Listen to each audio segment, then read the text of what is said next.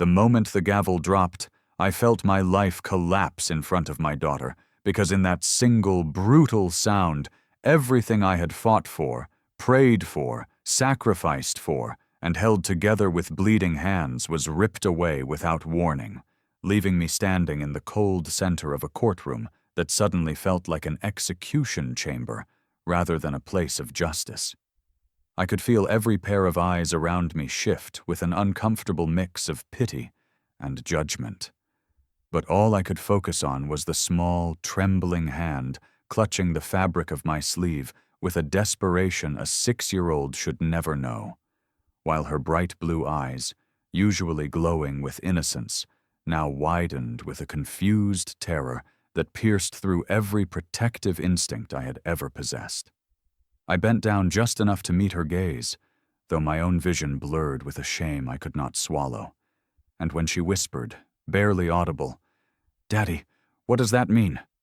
I found myself unable to form any answer because my throat had closed so tightly under the weight of failure that I couldn't breathe, much less speak. Around us, the courtroom breathed in a kind of cruel silence, and when I finally forced myself to look up at Judge Isabella Sterling, I didn't recognize the woman sitting above me, her posture rigid behind the bench, her fingers resting on the wooden surface with a stillness that didn't match the storm she had just unleashed on my world. I had seen her before, months earlier when my case had started, and she had carried an air of fairness, a warmth even, the kind of measured compassion people whispered about when they talked about the youngest family court judge in the state. But today, none of that warmth existed. Her brown eyes, usually soft, seemed hollow and distant, and they didn't meet mine with any humanity. Instead, she stared through me like I was a report she'd already decided to discard before opening.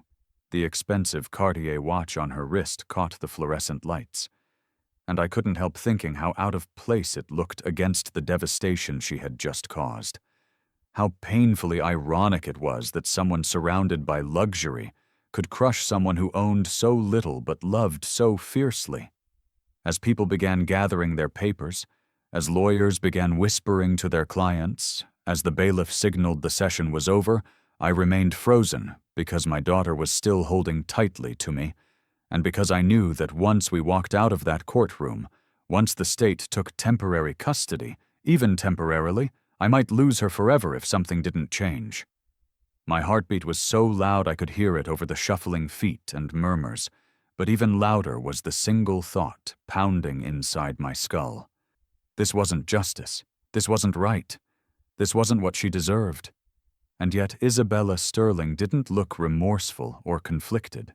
Instead, there was something unreadable and sharp behind her eyes, something that felt like a warning or a plea, or maybe even a cry for help that she was too proud or too broken to voice. She watched me with a stare so fixated it unsettled me, and for a second I wondered if she was fighting some internal war much bigger than my case, something that had cracked her judgment and left her colder than the black robe she wore.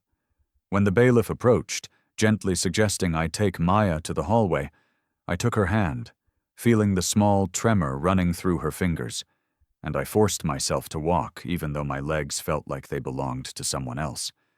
But just as we reached the doors, her voice, firm, crisp, unmistakably authoritative, cut through the remaining noise. "Mr. Carter, please wait in the hallway. I need to speak with you." The bailiff paused, looked back at her in confusion, then at me, because everyone in that room knew this wasn't standard practice. Judges didn't summon defendants privately. Judges didn't cross boundaries like that. Judges didn't show cracks in their armor. But she did not care about any of that in this moment, and something in the urgency of her tone made the air shift as if the outcome of today was not as final as it had sounded when the gavel struck.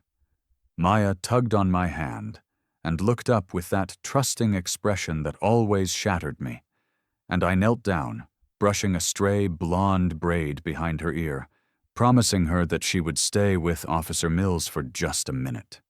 Even as I said it, She watched me with the perceptiveness that always scared me, because she saw more than a child her age should. She nodded slowly, telling me it was okay, telling me she'd be right there, but I could see the fear hiding behind her brave little smile. When I turned back toward the hallway, the heavy door closed behind me, muting the world, and the corridor stretched ahead like something out of a dream I didn't want to have. The afternoon light spilled unevenly across the floor, casting long shadows that made the place feel colder than it should have. Isabella stood near a recessed alcove, her robe slightly shifted, her hands clasped together like she was holding herself still. In that moment, something inside me whispered that what she wanted to say wasn't part of any legal procedure, and that stepping toward her meant stepping into something dangerous, unpredictable, and deeply personal. But I moved anyway, because she had just torn apart my life, because she held power over whether I would get my daughter back, and because something in her trembling posture made me feel as if she was just as lost as I was. I took a breath I didn't feel ready for, and as I walked toward her, each step echoing in the quiet hallway, I had no idea that the worst, the darkest, the most unpredictable part of this day had not happened yet. And when I finally reached her, standing in the dim light outside the courtroom, I didn't know that the moment she opened her mouth would change everything in ways I could never have imagined. The judge who ruined my life suddenly wanted to talk to me privately, and that single fact alone created a pressure in my chest I didn't know how to break through. Because judges simply didn't do that, not after a decision, not after a ruling as severe as taking a child from her father, not when every ethical guideline warned against it. Yet there she stood in that dim hallway with light falling unevenly across her face, her hands trembling in a way that made her look like she was struggling to hold herself together with nothing but fear and willpower. I had walked toward her expecting cold professionalism, perhaps even a warning about my behavior. But the moment I stepped close enough to see her properly, the realization struck me that something was deeply wrong, not just with her ruling, not just with her judgment, but with the woman herself, because her composure, so carefully crafted in court, was dissolving at the edges and revealing a fragile human being who seemed terrified of something bigger than me, bigger than the case, bigger than anything I understood. When she lifted her eyes to meet mine, I saw a flicker of guilt, the kind that doesn't come from second-guessing a judicial decision, but from knowing she had crossed a line long before she called my name in that courtroom. Her voice, usually strong enough to silence an entire room, came out low, strained, almost cracking as she asked if we could speak without anyone overhearing. For a long moment I just stood there, unsure whether to walk closer or walk away, because every instinct inside me warned that this wasn't official, wasn't legal, wasn't safe. But she looked almost pleading, as though she needed me to stay for reasons that had nothing to do with the law. When she finally spoke again, her words didn't match the person I had expected to face. She told me she made a mistake. Not in the vague, detached tone a judge might use to soften a blow, but with a painful, personal honesty, like the admission itself hurt her more than it could ever help me. And before I could even respond, she rushed to explain that she couldn't reverse it, that even if she wanted to, even if she believed in her heart that I didn't deserve what happened, her hands were tied by forces I could not see. Her voice shook when she said the review board was already scrutinizing her every move, mostly because of her high-profile divorce from a husband who wielded political influence like a weapon, and reversing my ruling would be the exact ammunition he needed to declare her emotionally unstable, unfit for the bench, and ripe for removal. I stared at her in disbelief, feeling anger simmer under my skin, because she was telling me that my daughter's future had been sacrificed to protect her career and reputation. And yet the vulnerability in her expression, the way her shoulders slumped, as if the confession cost her something, made it impossible to simply label her as a villain. She wasn't calmly justifying her actions. She was unraveling while trying to explain them, and the shift was so dramatic that I found myself momentarily stunned, unable to decide whether I wanted to yell at her or ask her what had broken her so badly that she could make a decision that cruel. Her emotional collapse grew more visible by the second. She pressed her fingers against the side of her head, as though fighting off a silent scream, then lowered her hand quickly, almost embarrassed by the weakness she couldn't hide. Her breathing turned uneven, and she kept glancing toward the windows, as if afraid someone might be watching, as if every shadow in the hallway could be another threat closing in. The robe she wore, once a symbol of authority and order, now looked more like a heavy cloak she was struggling to carry, weighing her down with guilt and secrets I still didn't understand. She took a step back and then forward again, pacing slightly without realizing it, speaking rapidly in a way that hinted she had been holding this inside for far too long. She told me about phone calls she wasn't supposed to receive from political allies of her ex-husband, about veiled threats disguised as casual suggestions, about the way powerful people expected her to bend because they believed she was weak, and how every day since her divorce she had been fighting the image they painted of her as unstable, emotional, easily manipulated. She said ruling against me wasn't about me at all, but about proving to them that she was tough enough, cold enough, detached enough to keep her position, even if it meant destroying someone who didn't deserve it. Her voice cracked again when she whispered that she didn't want to be that kind of judge, that she hated what she had done to me and to Maya, and that she couldn't live with the weight of it any longer. For the first time since the hearing, something inside me shifted. I didn't forgive her, not even close, but I saw the desperation she had been trying to hide, the quiet panic of someone drowning behind the mask of authority, and though it didn't erase what she had done, it made me understand that she was fighting demons I had known nothing about. Then, without warning, she stepped closer. Too close. Close enough that I could feel the subtle tremor in her breath and see the exhaustion etched into the small lines around her eyes. Her voice lowered into a trembling whisper that barely echoed in the empty hallway, and the moment she said the words, my heart slammed against my ribs in horrified disbelief.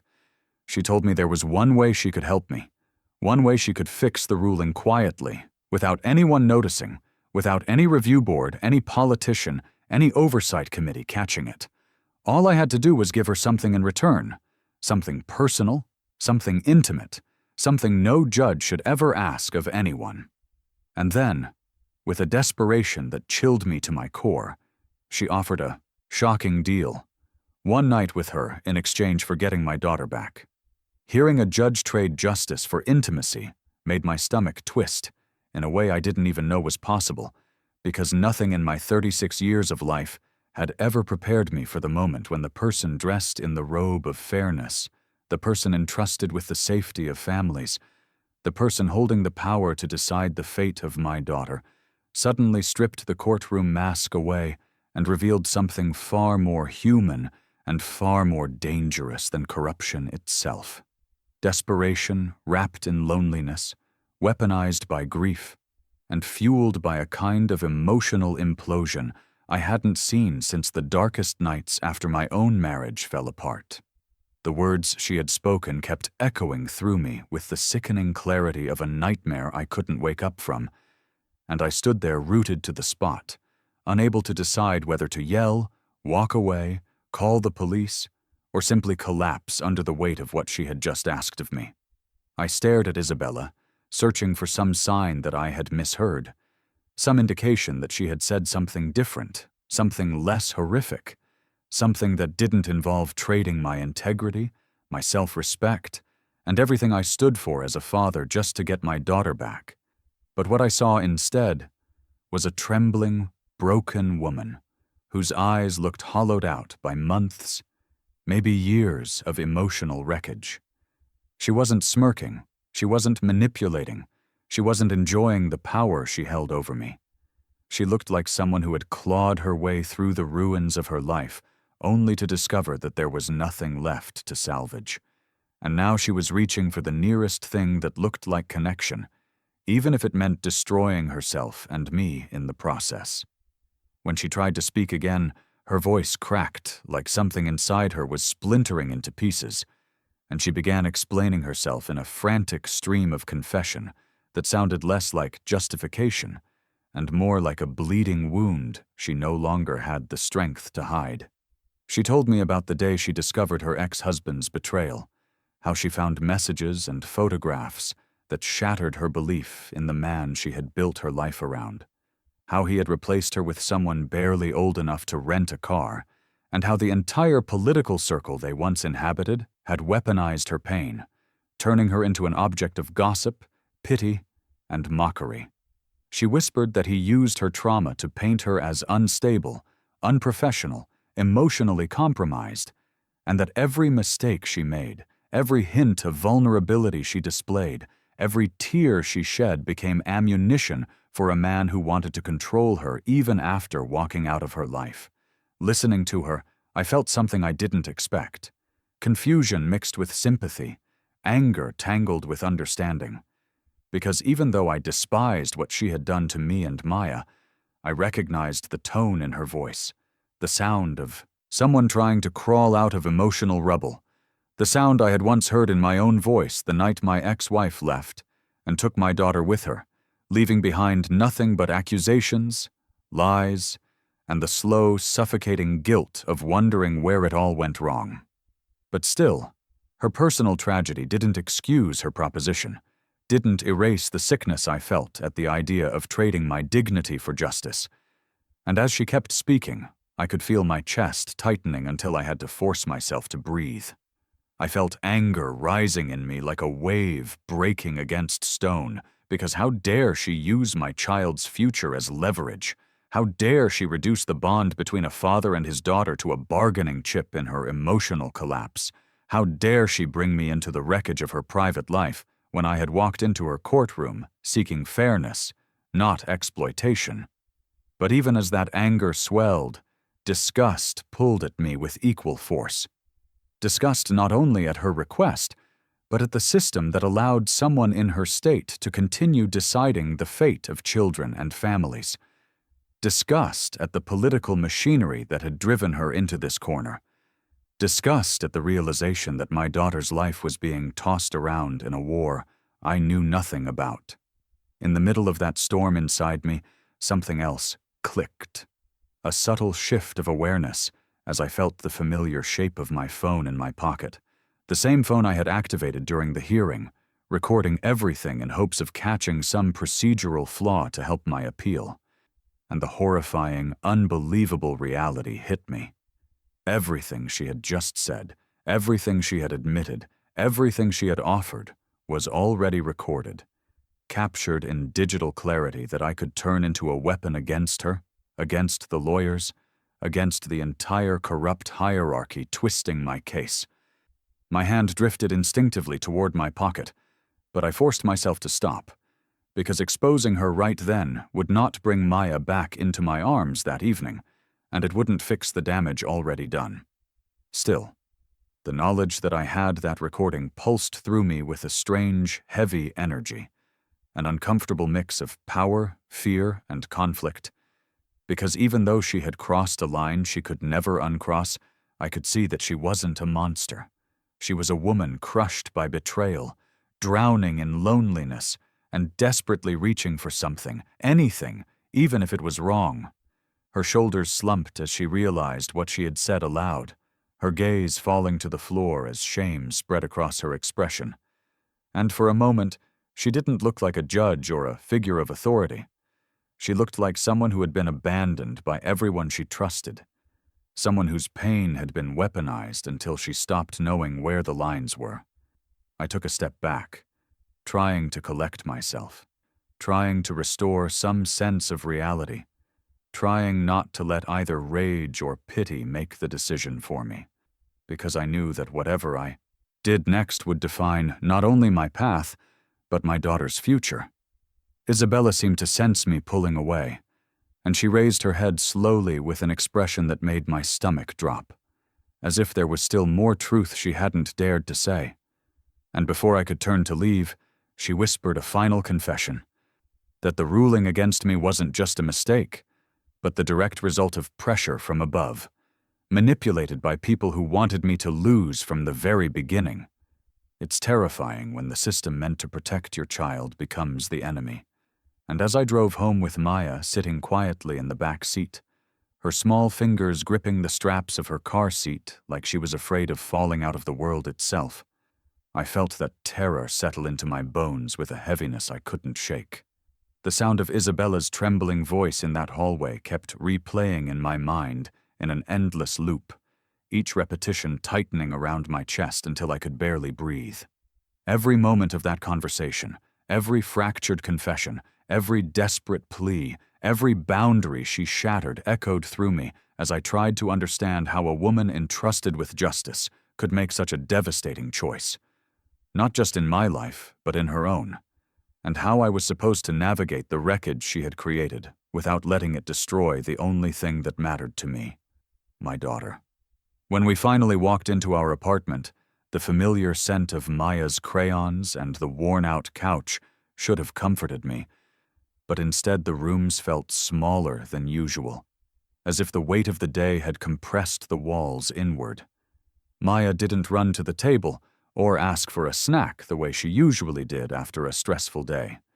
Instead, she walked quietly toward her little art corner, pulled out her crayons, and began drawing with a slow, deliberate focus that made my heart ache.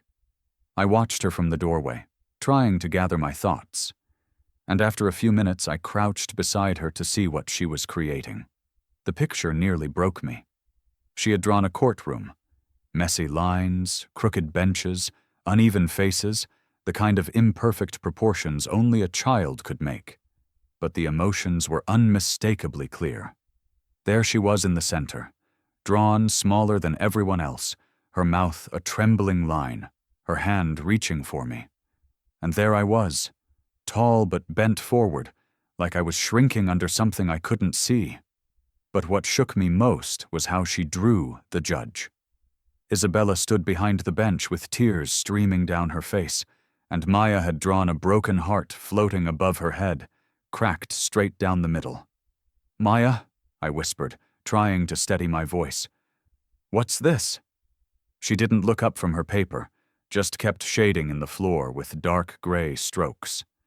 "People cry when they're sad inside," she said softly. "The judge lady looked sad inside, Daddy. Not mad. Sad like Mrs. Henderson downstairs after her husband went to heaven."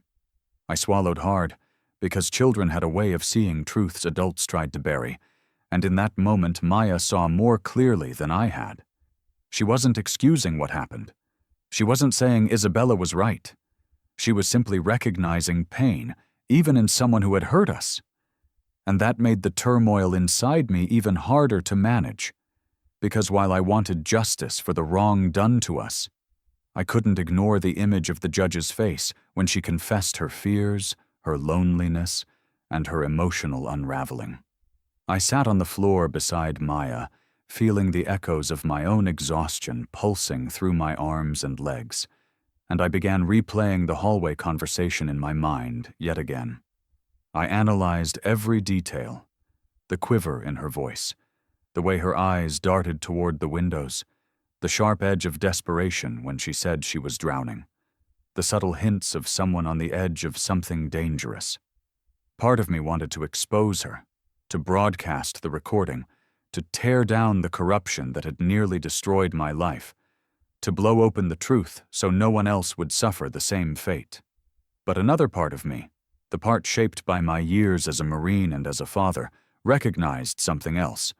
Honor didn't come from punishing the broken just because you had the power to. And she was broken. God, she was broken. Somewhere across the city at that exact moment, I imagined her in that luxurious penthouse she probably hated, surrounded by expensive furniture and cold silence, sitting alone with the crushing aftermath of her actions. I imagined her staring at the phone she was too afraid to touch, or pacing through her living room with her mind spiraling into darker thoughts. And as I pictured her unraveling, I felt a heavy dread settle inside me, because the look in her eyes earlier hadn't been the look of a corrupt judge enjoying her authority. It had been the look of someone inching too close to the edge of self-destruction. What I didn't know, what I would only learn later, was that while I sat in my apartment trying to figure out how to protect my daughter and survive this mess, Isabella was walking barefoot across the cold marble floors of her penthouse, stepping over shattered glass from a wine glass she had dropped after reading another cruel message from her ex-husband, the same man who had weaponized her pain for political gain. She didn't bother avoiding the shards, didn't care that they cut into her skin, because physical pain was easier for her to understand than the emotional torture she had been living in for months. Her thoughts drifted to the child she lost in the accident years earlier, the baby who would have been the same age as Maya, and the grief she buried came roaring back with a force that frightened even her. But I didn't know any of that yet. All I knew was that my daughter, who should have been drawing rainbows or castles or kittens, had drawn a courtroom filled with sadness, and that struck me harder than anything else. I didn't want her to carry the weight of this corrupted system, or the emotional damage of adults who failed her. She deserved better. So as she continued coloring, humming a tune under her breath, I stood up and walked to the kitchen, pulling out my phone with hands still shaking from everything that had happened. I stared at the screen for what felt like a long time, torn between rage and compassion, between justice and mercy, between a desire to protect my child and an instinct not to kick someone who was already broken. In the end, it wasn't my conscience that made the decision. It was Maya. Her drawing, her quiet understanding, her simple belief that sadness deserved help, not punishment. So I took a deep breath and left Isabella a message. Because Maya believed she needed a friend, and somehow, impossibly, I found myself agreeing. I wasn't ready for how fragile she looked without her judge's robe, because when Isabella Sterling walked into that small neighborhood cafe on a rainy Sunday morning, she didn't look like the woman who held the power to crush families with a single ruling, nor did she look like the intimidating figure who had torn my world apart just 48 hours earlier. Instead, she looked like someone still learning how to breathe again, someone who had dressed herself in simple jeans and a soft sweater, as if shedding her title was the only way she could force herself to face the consequences of what she'd done. She had no makeup on, her hair pulled into a loose knot that left a few strands falling around her face, and the moment she stepped through the door and saw us, me sitting stiffly with a coffee that had gone cold in my hands, and little Maya swinging her legs cheerfully beneath the table, something in her expression cracked so visibly that I almost looked away. Because it was the expression of a woman who didn't think she deserved a place at that table, yet desperately needed to be there. The rain outside smeared the windows in soft ripples, making the world feel quieter, smaller, almost intimate. And as she approached, Maya was the first one to react. My daughter, who had every right to fear this woman, to resent her, to question her very presence in our lives, instead lifted her head and waved with an excitement that stunned me. "Judge Isabella," she chirped, her smile bright and sincere, and I watched Isabella freeze mid-step as if the simple greeting pierced through a wall she had spent months building around herself.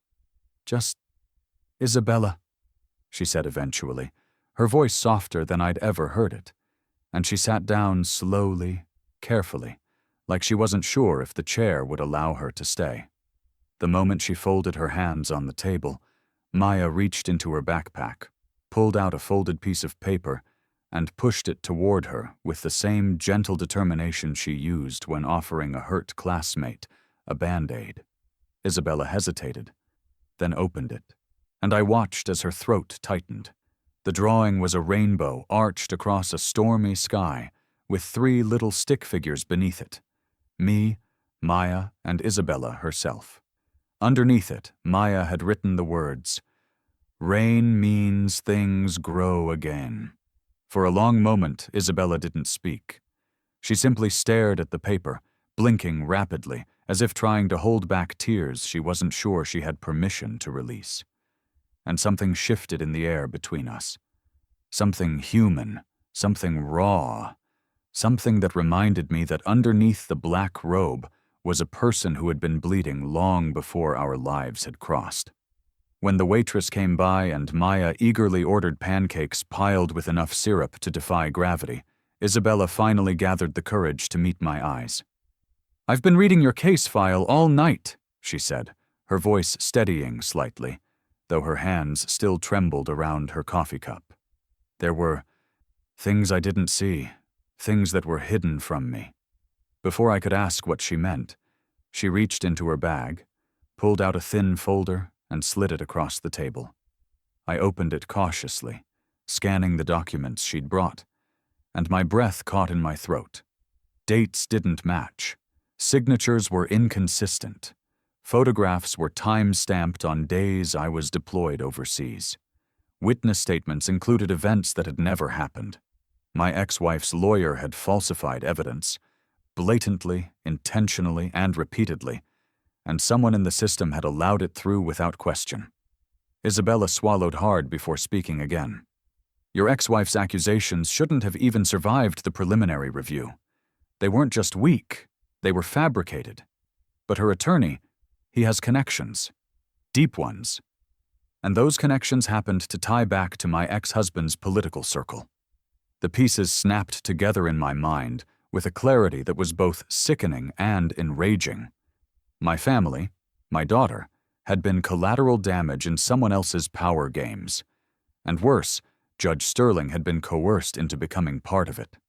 Her voice dropped lower as she continued, each word sounding heavier than the last. "He told me if I didn't rule against you, if I showed even a hint of emotional leniency, he would leak things. Photos from the night I broke down, recordings of me crying in his office, the kind of material that would go viral in an hour. And if that happened, the review board would remove me immediately. I panicked. I made the wrong choice. I made the worst choice." She wasn't crying, but she looked like someone standing on the edge of forgiveness they hadn't yet earned.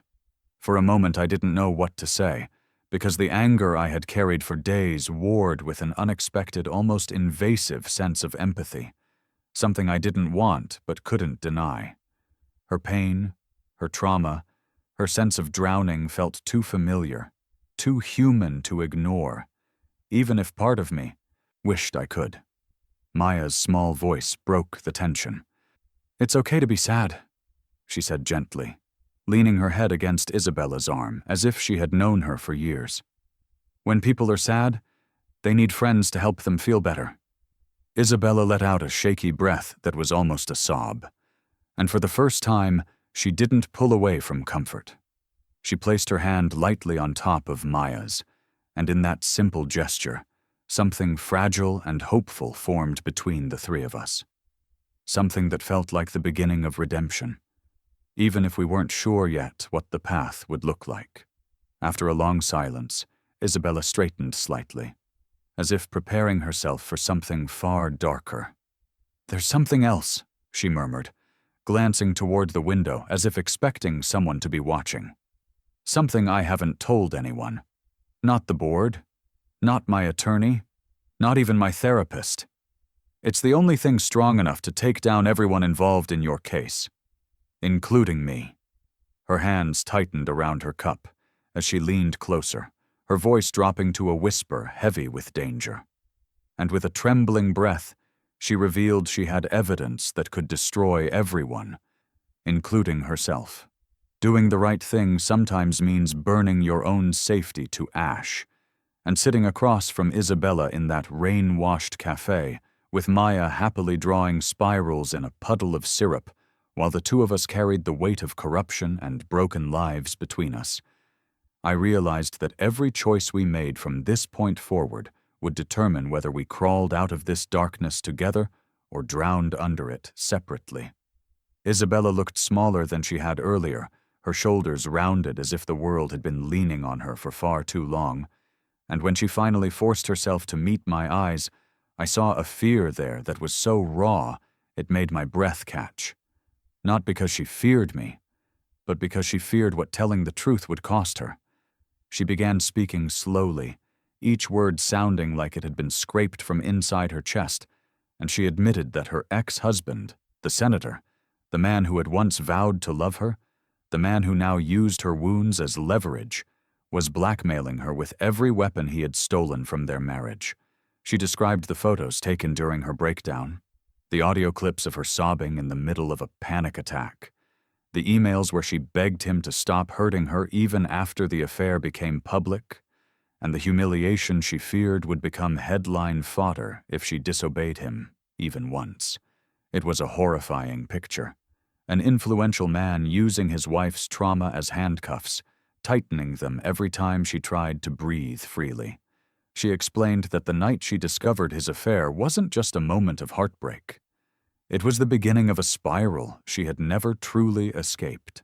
She told me about walking into her home office and finding documents suggesting he'd been unfaithful for years, realizing the life she'd built was a lie, and losing control of her emotions so completely that she had smashed his awards, overturned furniture, and collapsed on the floor sobbing. His assistant had walked in, recorded pieces of it, and handed the material directly to him. From that moment on, every time she tried to stand up for herself, every time she tried to rule based on fairness instead of political influence, he threatened to leak the recordings, to ruin her, to paint her as unstable and unfit to serve. Listening to her confess all of this felt like opening a wound inside myself. Because even though her pain didn't justify the damage she'd done to me and Maya, it made her human in a way that slowly ate away at the anger I had clung to so tightly. And then Maya, unaware of how deep the conversation had become, looked up from her pancakes with the kind of piercing innocence only a child could wield, and asked a question so simple and so devastating it silenced both of us instantly. "Why do grown-ups choose to be mean?" she said softly, swinging her feet and watching Isabella's expression with those calm, wise eyes. "When being nice is easier?" Isabella's shoulders shook, as if the question itself had reached inside her and pulled at something tender she had forgotten how to protect, and she pressed a hand to her mouth, unable to answer. I had seen battlefields, courtrooms, and drunken fights during my worst years, but nothing compared to the ache in that moment. The way a child's question shattered every illusion, every justification, every adult excuse we hid behind. I tried to speak then, tried to tell Maya that adults sometimes choose cruelty because they are scared or broken or hurt, and sometimes they forget how to be gentle, but my voice faltered, because part of me realized I wasn't only talking about Isabella. I was talking about myself, about the rage I carried, about how close I had come to using the recording in my pocket as a weapon. My hand drifted toward that recording, and the weight of it felt heavier than any weapon I had ever carried. I had the power to destroy Isabella with a single upload. I had the power to expose the senator, the lawyers, the corruption, the entire twisted machinery that had targeted me. But as I watched Isabella struggle to breathe, watched her fight to keep her composure in front of a child she had unintentionally hurt, watched her confront the truth of her own collapse, I felt something shift inside me, something I didn't expect, something I wasn't prepared for. Without giving myself time to reconsider, without allowing anger or fear to claw back into my mind, I pulled out my phone slowly and placed it on the table between us.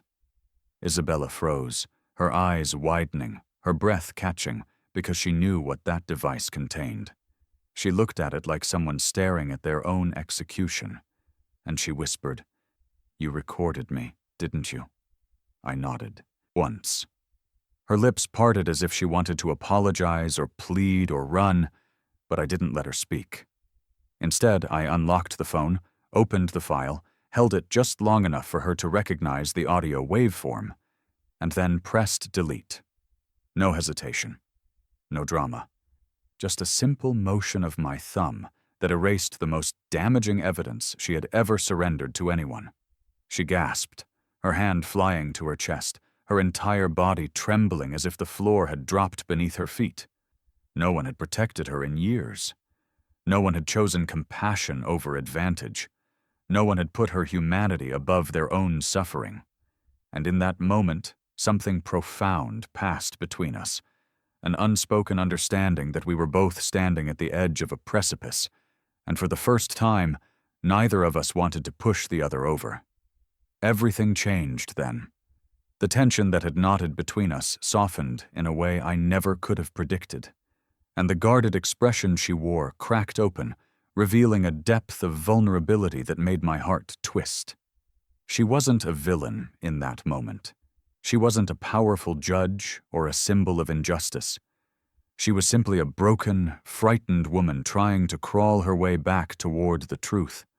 Her breath hitched, her eyes filled, and she covered her face with her hands as her composure dissolved completely. And with her voice cracking under the weight of months of fear, she broke down right there in that cafe, realizing for the first time that truth, not survival, was the only path left for her. I never imagined the judge who destroyed my life would be cooking in my kitchen, stirring a pot of spaghetti like she had always belonged there. Yet somehow, the sight of Isabella standing barefoot on my worn linoleum floor, sleeves rolled up and hair loosely pinned back, felt less like an invasion of my private world, and more like an unexpected answer to a question I didn't know I'd been asking. The sun had slipped below the horizon by the time we returned to my apartment, and the soft glow of the yellow kitchen light cast a warmth across the space that had been missing for far too long, turning the cramped room into something quietly comforting. Maya sat at the small table, swinging her legs beneath her chair, watching Isabella with a fascination that bordered on awe, and every now and then she would say something innocent or silly that pulled a reluctant smile out of Isabella, a smile I realized I hadn't seen in the courtroom or the cafe, a smile that didn't seem to belong to the judge, but to the woman trying desperately to find her way back to herself. There was something surreal about the way the evening unfolded, something tender and strange and almost fragile, as if the three of us were walking across thin ice and somehow discovering it could hold our combined weight after all. Isabella kept glancing around my apartment, not judging it, not comparing it to whatever penthouse she usually lived in, but absorbing it, taking in the artwork taped crookedly to the walls, the blankets piled on the couch, the old lamp with the slightly bent shade, and the faint scent of laundry detergent mixed with Maya's markers. Every detail seemed to soften her, grounding her in a reality far removed from the polished floors and cold corridors of the courthouse, and I could almost see the tension melting off her shoulders as she moved around my tiny kitchen with gentle deliberation. At one point she reached for the strainer, fumbling slightly, and Maya hopped up to help her, offering instructions with the authority of a 6-year-old who believed every adult needed guidance. "You have to hold it like this," Maya said, placing her hands on Isabella's, guiding her movements with such natural ease that Isabella froze for a moment, her breath catching in her throat as if the simple touch had startled something deep inside her. I watched the two of them, my daughter trying to teach, Isabella trying not to cry, and realized how starved she must have been for this kind of connection, not romantic, not transactional, but pure, uncomplicated affection from a child who saw beyond mistakes and broken pieces. Dinner was simple: spaghetti, store-bought garlic bread warmed in the oven, and a few mismatched cups filled with apple juice. But for the first time in months, maybe years, the table felt full in a way that had nothing to do with food. We ate while Maya chattered about school and her favorite cartoons, interrupting herself frequently to offer Isabella a story or a question. And with each word Maya spoke, Isabella's posture relaxed a little more until she was laughing softly, the sound fragile but sincere, as if she was remembering how to exist outside of fear and pressure. I found myself watching her far more than I meant to, not because she was beautiful in the traditional sense, though she was, but because she looked alive in a way I hadn't yet seen, as if the weight of her choices and her trauma had been temporarily lifted by the innocent warmth of a child who had no idea the darkness she was healing. At one point, Isabella glanced toward the living room where Maya had gone to find a toy, and she turned toward me, her voice low and unsteady. "I don't know how to thank you," she said, twisting her napkin between her fingers, "for deleting the recording, for this, for letting me be here." I took a slow breath because the truth was complicated, tangled in gratitude, confusion, caution, and something softer I didn't want to name yet. "You're trying," I said finally, "and that matters." She nodded, her eyes shimmering with a vulnerability so honest it almost looked like grief, and she whispered something so quiet I barely heard it over the hum of the refrigerator. "I'm going to fix everything, Joseph. I don't care if it costs me my career, my reputation, or whatever scraps of credibility I have left. You and Maya didn't deserve what happened, and I won't let it stand." There was no bravado in her voice, no performative righteousness, just a quiet determination rooted in guilt, empathy, and a desire to repair what she had shattered. She wasn't making a promise to save herself. She was making a promise to save us. And even though I knew it could destroy her in the process, I believed her. For the first time since the hearing, I genuinely believed she was on our side. After dinner, Maya insisted Isabella sit in the chair that had been empty for 2 years, the one my ex-wife used to use, and I saw Isabella hesitate. She looked at that chair the way someone looks at a locked door they aren't sure they're allowed to open. But Maya tugged her hand until she sat. And once she did, something softened in the room that I can't fully explain. It felt like a piece of our broken family structure shifted into a place it had been waiting to fit. Not as a replacement, but as a healing presence we didn't know we needed. Later, after reading Maya a bedtime story together, something that nearly undid Isabella when Maya leaned her head on her shoulder, we stepped into the hallway, and I saw exhaustion darkening her eyes again, the weight of what tomorrow would bring settling heavily on her chest. She looked at me, opened her mouth to say something, but stopped when her phone buzzed sharply. The screen lit up with a name she clearly didn't want to see, her ex-husband's. Her face paled, her fingers tightening around the phone as if it were a device set to detonate. She didn't answer, but the message preview was visible long enough for me to read 3 threatening words. "We need to talk."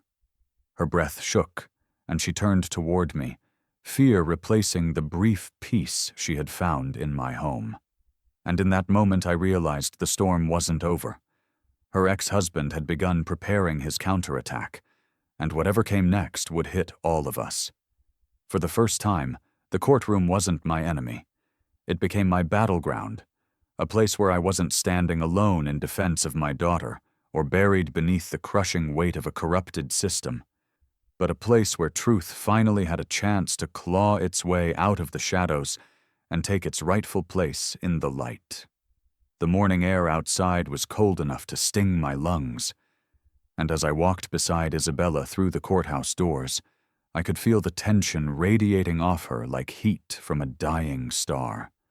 A fragile mix of fear, determination, and a quiet resolve that almost broke me, because I knew how much she was risking and how deeply she believed she deserved whatever consequences might follow. Inside, the review board chamber felt different from the courtroom where she had taken Maya from me.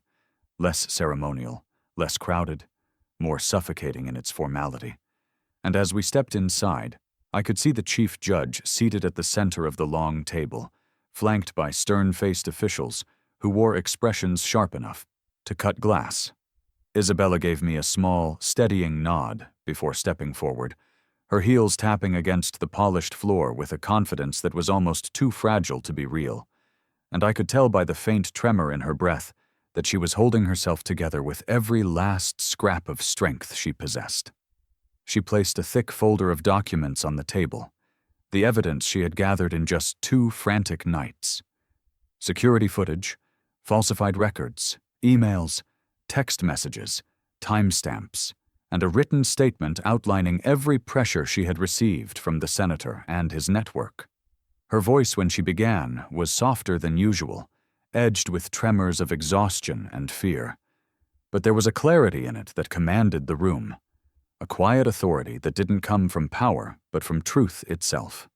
She explained how the senator had manipulated her mental health history, how he had leveraged her grief, and used the recordings of her breakdown to force rulings that served his political agenda.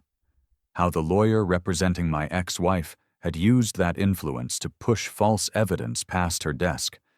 How she had been cornered into making decisions she knew were unjust. For several minutes, the room was silent except for her voice and the sound of papers being turned by the board members, each document revealing layers of corruption woven through the system, like rot hidden beneath polished wood. I watched the chief judge's expression shift from stern interest to visible concern, then to something colder and more focused.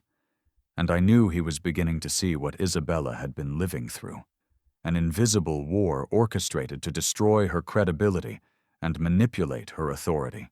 Just when she finished explaining the timeline of threats she had endured, the door burst open so violently that several board members flinched, and Senator Sterling stormed into the room with a rage so palpable it seemed to drag the temperature down. He wasn't wearing his polished political mask today.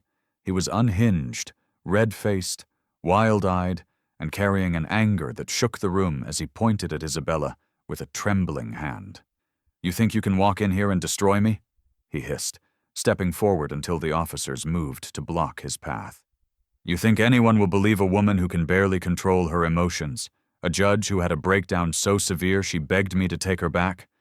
I have the recordings, Isabella. I have everything I need to ruin you." His words cut through the room like knives, and I could feel the fury burning inside me. But before I could step closer or say anything, a small but firm voice echoed from the hallway behind us, slicing through the tension with the kind of innocence no one saw coming.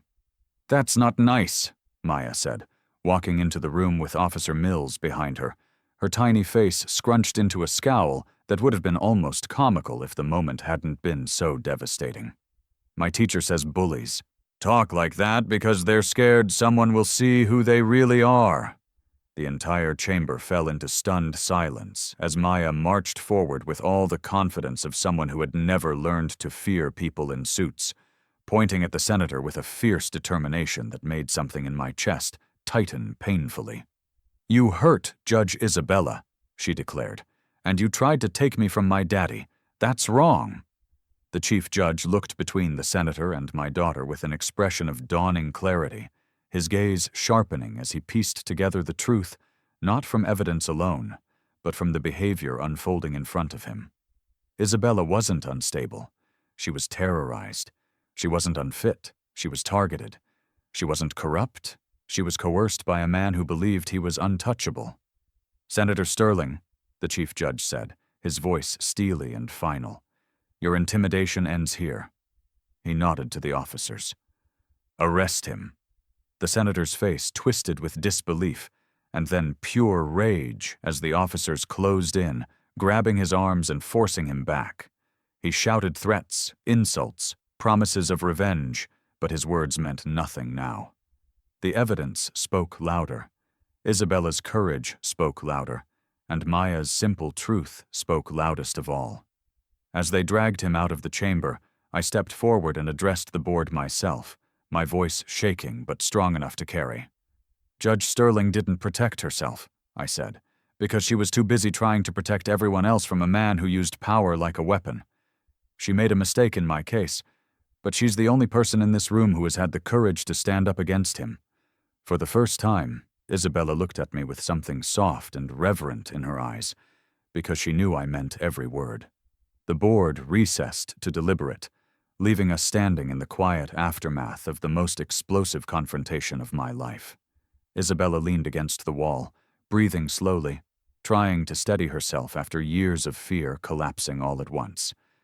But even in that brief moment of victory, something cold twisted in my gut, because the senator hadn't acted alone, and the corruption that had seeped into the system ran far deeper than the man who had just been dragged away. And as the chamber doors closed, I realized with chilling certainty that this battle was only the beginning. The corruption went deeper than we thought, and the next wave was already coming. I never expected help from the woman I once blamed for everything. Yet when Isabella called me to her office 2 days after the senator's arrest, her hands trembling around a plain, unmarked envelope, as though it were a living thing capable of biting her, I felt a shift in the universe so profound it left me standing there in stunned silence. The envelope had been shoved through the slot of her courthouse mailbox early that morning. No return address, no note on the outside, no warning at all about the kind of truth it carried, or how violently it would shake the fragile ground we had just begun to rebuild. Isabella looked almost afraid to open it again, as if reading its contents once had been enough to unravel her composure. And the moment she handed it to me, I understood why. Inside the envelope were financial records, hidden bank accounts, off-the-books transactions, and multiple signatures from individuals tied to political committees, all funneling money toward the senator under the guise of consulting fees. Each document was a puzzle piece that, when placed together, formed a horrifying mosaic of corruption deeper and wider than any of us had imagined. There were traces of bribery, witness tampering, secret payments made to influence cases, and even a list of names, including judges, attorneys, and child services officials who had been coerced or bought for their silence. My case was not an isolated incident. It was one line in a long, calculated pattern of manipulation. But the shock that hit me hardest wasn't the fraud, nor the names tied to the scandal, nor the sheer size of the scheme. It was the sender. At the very bottom of the envelope, written in a trembling hand I recognized with a painful tightening in my chest, was a single initial, B. And tucked inside the final page was a brief note, written in the handwriting I had once seen on birthday cards and grocery lists, back when the world still made sense. Joseph, I'm so sorry. Please read everything. You deserve the truth. Brittany, my ex-wife, the woman who had accused me, the woman who took Maya and painted me as a monster, the woman I had hated for so long I forgot what forgiveness even smelled like. Isabella watched my reaction with a quiet, steady patience, as if she understood the storm breaking inside me before I said a single word. I sank into the chair across from her, the documents heavy in my hands, and I felt an old, familiar grief stirring inside me. Grief I had buried under anger, resentment, and shame. How could Brittany be the one to send this? Why now? What had changed? Isabella reached across the desk, her voice soft but unwavering as she explained the part I hadn't seen yet. After the senator's arrest, the media frenzy had exploded, and for the first time in years, people connected to him were terrified. They began turning on one another, scrambling for safety, and in the chaos, Brittany must have realized the truth was finally safer than silence.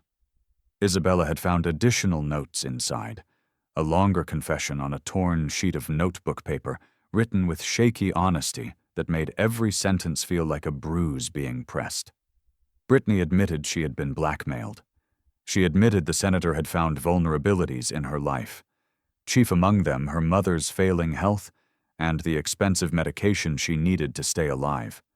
The senator had control over the healthcare program funding her mother's treatment, and with one phone call, he could have stripped it all away. Brittany was a single mother caring for a sick parent, terrified of losing everything, and in that terror, she had done the unthinkable. She had lied, fabricated, and obeyed the attorney tied to the senator's political circle, believing she had no other option. Every accusation she had made against me, every claim she had filed, every tear she shed in the courtroom had been stained with fear rather than malice. She had never wanted to destroy me. She had been trying to survive. And as painful as it was to accept, I felt something inside me loosening, something I had held tight for years. The belief that she had betrayed me because she didn't care. But now I could see it clearly. She had cared too much, feared too much, been trapped too deeply to fight. Sitting in that quiet office, hearing the truth that rewrote years of bitterness, I felt a grief unlike anything I had known.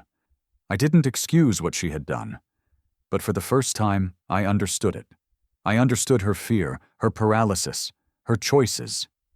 And in that understanding, something inside me finally, painfully, began to soften. Isabella's voice pulled me from my thoughts.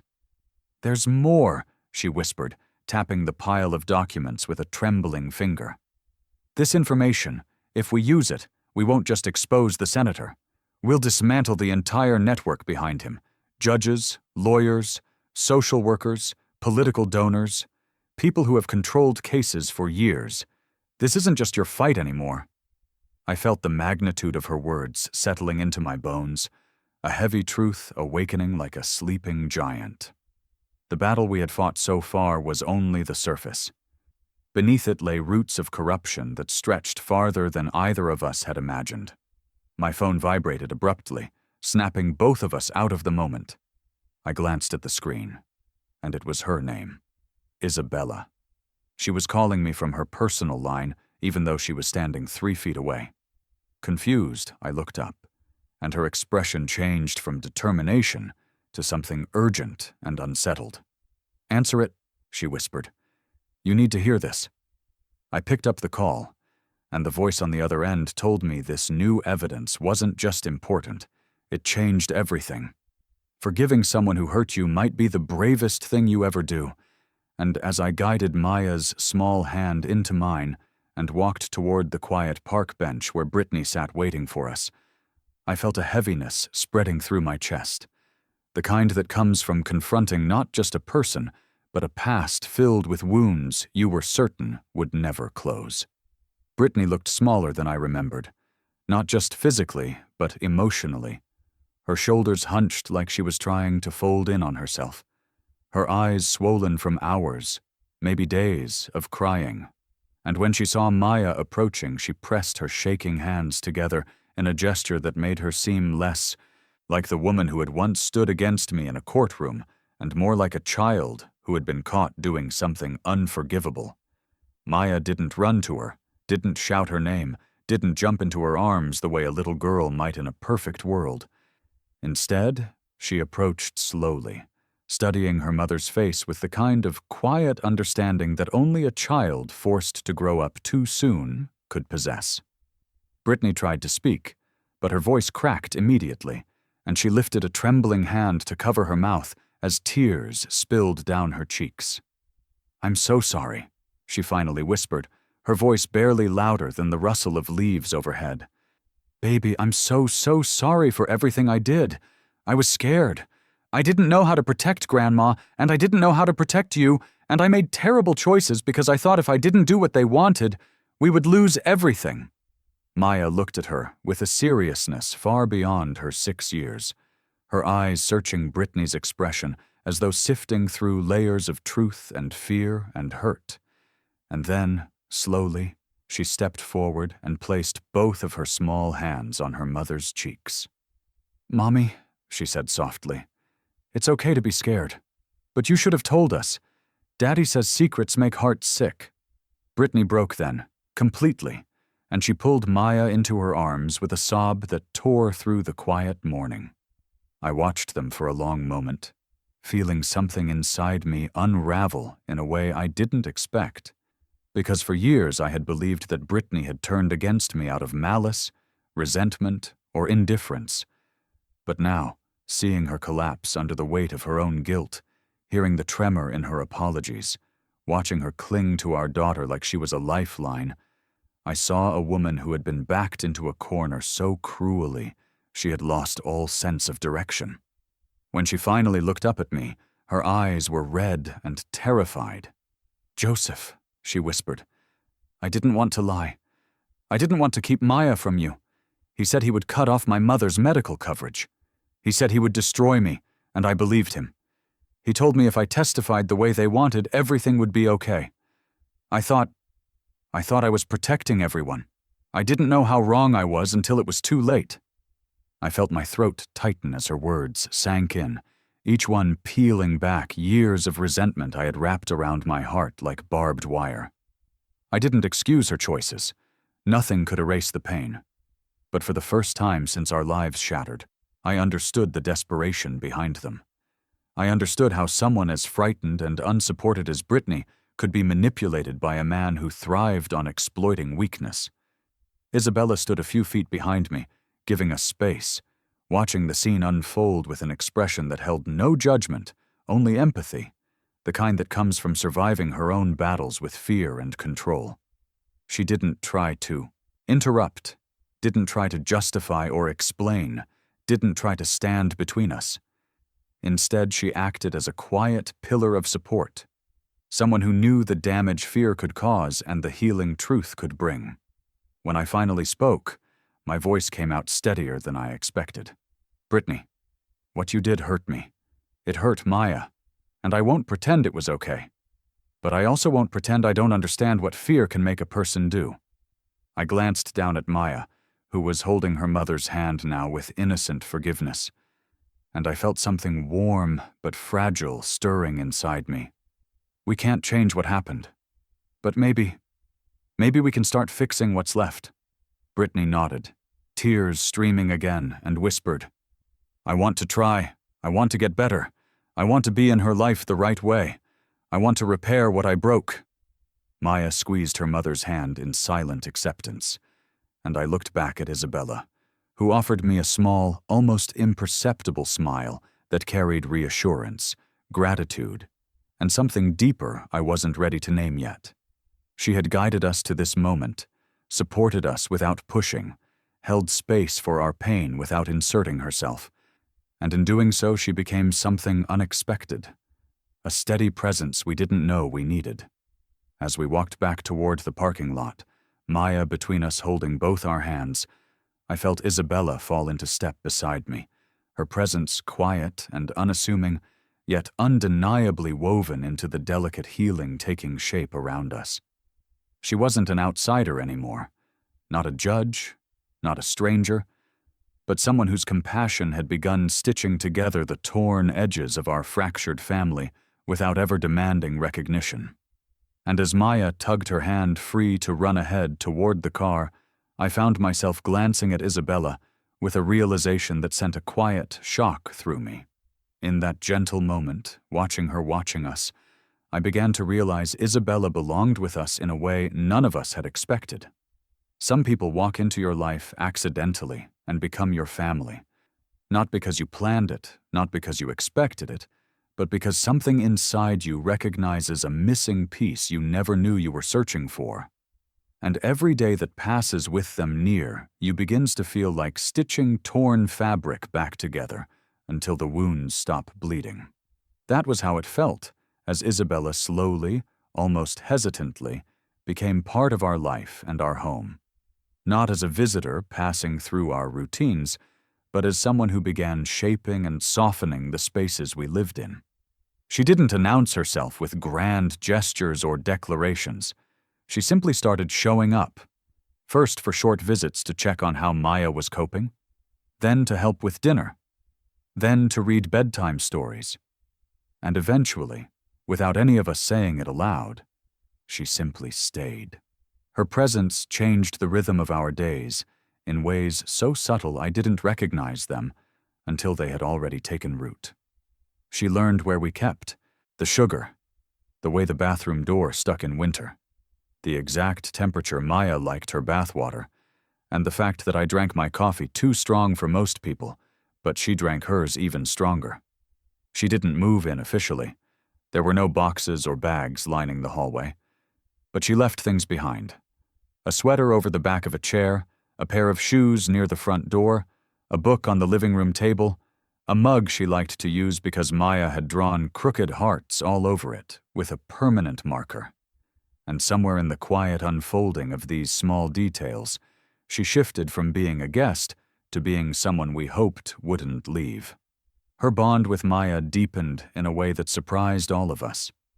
At first, I watched cautiously, unsure whether Maya's affection would reopen wounds, or whether Isabella, still carrying her own grief, would find it overwhelming.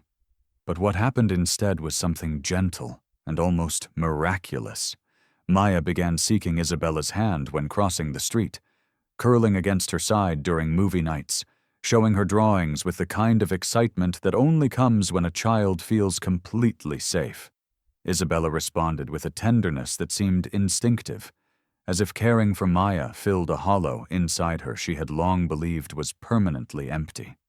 When she braided Maya's hair, her hands moved with careful reverence. When she helped with homework, her voice softened into something soothing.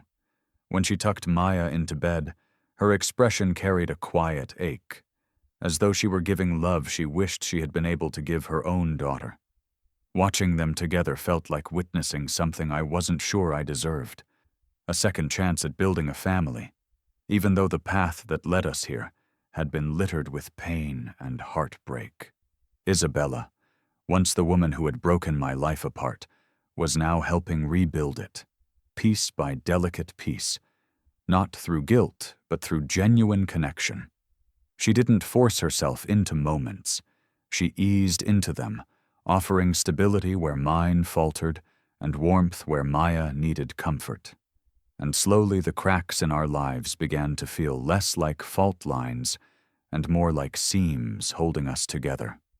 One evening, after a long day of preparing documents for the upcoming court hearing, Maya came running from her art corner with a sheet of paper clutched in her hands, her face glowing with pride. "Look," she said breathlessly, shoving the drawing toward us before scampering back to find more crayons. Isabella and I leaned over the paper, expecting another rainbow or cat or castle. But the moment we saw what she had drawn, the air shifted around us in a way that tightened my chest. There were 5 figures in the drawing. Me, Maya, Brittany, Isabella, and between us, floating slightly above the ground, a tiny figure with wings.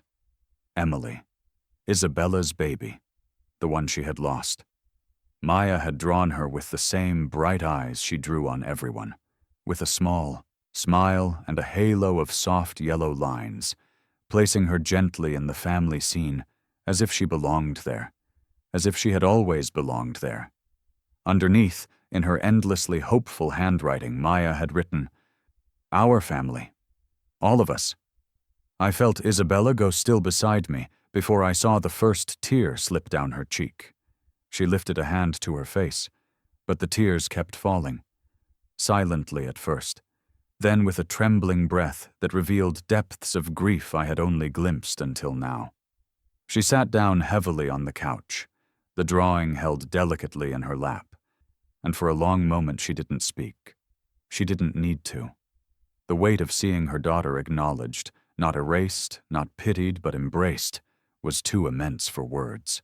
I sat beside her quietly, not touching her at first, letting her feel what she needed to feel, letting the moment exist without interruption. When she finally leaned into me, her head resting against my shoulder, her breath shaking with both sorrow and healing, I wrapped an arm around her with a tenderness that came not from pity, but from understanding. She wasn't breaking. She was mending, allowing herself to grieve openly for the first time in years. And it was Maya, with her simple, fearless honesty, who had given her permission to do so. That night, after Maya fell asleep and the apartment settled into a hush, Isabella and I stood on the balcony, the city lights flickering below us like small, restless stars. We talked about the hearing scheduled for the following week, the final step in officially reversing the custody decision, the step that would either solidify the future we were building or tear open old wounds again. Isabella was nervous. I could see it in the way she gripped the railing, in the shallow rise and fall of her breaths. But there was a determination beneath her fear, a resolve built not from obligation but from love. She turned toward me, her voice steady despite the tremor behind it. "This is it," she whispered, "the final test." And she was right. Everything we had survived, everything we had uncovered, everything we had started building, our fragile, unexpected family, would be decided soon. As the night settled around us, I felt a chill run through me, knowing the final court hearing was approaching. The last test of our new family, and possibly the hardest one yet. The courtroom that shattered me became the place where I rebuilt my entire life. And as I stood there on the day of Senator Sterling's sentencing, watching the man who had manipulated, blackmailed, and terrorized countless families finally face the consequences of his cruelty, it felt as if the echoes of every painful moment I had lived inside these walls were being washed away by the sound of justice taking its rightful place. The chamber was full. Journalists, attorneys, victims, officials, and yet all I could focus on was the expression on Isabella's face as she sat beside me, not in robes, not in authority, but as a woman who had survived her own battlefield and somehow found her way into ours. When the judge read the final verdict, 20 years for corruption, blackmail, conspiracy, and evidence tampering, the silence that followed was almost sacred. The senator didn't glare at Isabella the way he once did. He didn't sneer at her or spit threats under his breath. Instead, he looked at her with a hollow vacancy, as though the power he had used like a cudgel had been peeled away, leaving nothing but the frightened man underneath. But Isabella didn't flinch. She didn't look away. She held his gaze with a calm that came not from triumph, but from release. The release of someone who had finally put down the chains that held her captive for far too long. As they led him away in handcuffs, the tension in my chest eased for the first time in months. And when I reached for Isabella's hand, I did it without hesitation, without fear of judgment, without worrying about who watched. Our fingers intertwined easily, naturally, like two threads meant to be woven together. And the moment we touched, she looked at me with a softness I'll never forget. Gratitude, relief, and something deeper that had been growing quietly between us from the very beginning. That was the first time I held her hand publicly. The first time we allowed the world to see us not as a judge and a father on opposite sides of a broken system, but as two people who had found a reason to start again. Brittany was there that day too, sitting farther back, her hands clenched nervously in her lap. But when the hearing ended, she approached us with a mixture of fear and hope on her face. She didn't try to claim a place she hadn't earned, didn't force her presence into our circle. She simply asked if she could take Maya for lunch the following weekend, just the two of them. And there was something about the humility in her voice that told me she wasn't asking out of guilt. She was asking out of love, the kind she had nearly forgotten how to show. Maya immediately agreed, her small arms wrapping around her mother's waist with trust that still amazed me. And in that moment, I realized that healing, no matter how slow, was possible for all of us. As for Isabella, she didn't just step into our lives. She became the center of our home in ways that felt both sudden and beautifully inevitable. After the sentencing, she stood in the hallway outside the courtroom and told me, with a trembling resolve, that she had begun filing the paperwork to adopt Maya. She didn't say it as if she were trying to replace anyone or fill a void out of obligation, but as someone who loved my daughter with a ferocity that matched my own. Someone who wanted to become a permanent part of her world because she couldn't imagine a life that didn't include her laughter, her scribbled drawings, her endless questions. Watching Isabella hold Maya that day, arms wrapped tightly around her, eyes closed as if memorizing the moment, I knew the adoption wasn't just a legal step. It was the final thread tying our fractured lives into something whole. And somewhere in the weeks following the senator's sentencing, somewhere between shared dinners and late-night conversations, between helping Maya with homework and laughing over burned toast and mismatched socks, Isabella and I began planning something neither of us would have believed possible when we first met. We began planning our wedding. Not a grand affair drenched in spectacle or drowned in politics, but something soft, intimate, built on truth instead of fear.